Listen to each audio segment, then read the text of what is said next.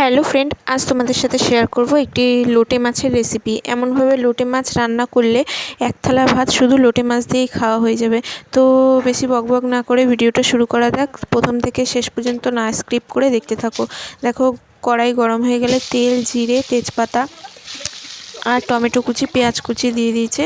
দিয়ে এবার ভালো করে নাড়ানাড়ি করে ওটা একটু মশলাটা ওটা ভাজা ভাজা হয়ে আসলে এবার দিয়ে দেবে মশলাতে ইউজ করেছে আদা জিরে বাটা, একটু রসুন আর লঙ্কা বাটা, তার সাথে দিচ্ছে নুন আর পরিমাণ মতো হলুদ। তো দেখো, মশলাটা ভালো করে কষাতে হবে।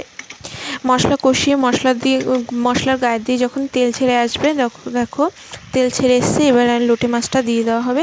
এবার লোটে মাছটা ভালো করে নাড়িয়ে মশলাটা ভালো করে যাতে গায়ে মেখে যায় ওরকম অবস্থায় একটা ঢাকনা দিয়ে ঢেকে রাখা হবে।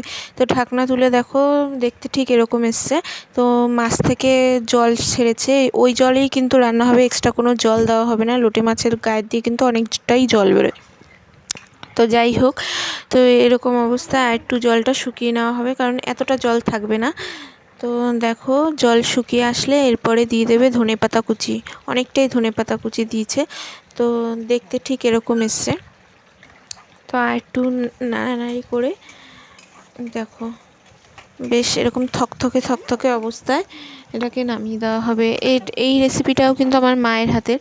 তো আমার মায়ের হাতের এরকম লোটে মাছের থকথকে তরকারিটা আমার খুব ভাল লাগে। আমার শ্বশুরবাড়িতে আমি এখানে ঝুড়ো লোটে মাছ করি, কারণ এরা ঝুড়ো পছন্দ করে। এরকম কিন্তু আমিও ঝুড়ো পছন্দ করি, কিন্তু এটা আমার বেস্ট লাগে। বলে না, মায়ের হাতের রান্নার সব থেকে স্বাদ আলাদা। তো এটা হচ্ছে বেস্ট আমার কাছে লোটে মাছের রেসিপি। তো দেখতে কেমন হয়েছে দেখো, ঠিক এরকম দেখতে হয়েছে। তো ভিডিওটা কেমন লাগলো সবাই জানাবে। ভালো লাগলে আমার চ্যানেলটাকে সাবস্ক্রাইব করে আমার পাশে থাকবে। তো এরকমভাবে একদিন রান্না করে খাবে, দেখবে অসাধারণ লাগে খেতে। তো এখানেই শেষ করলাম, বাই।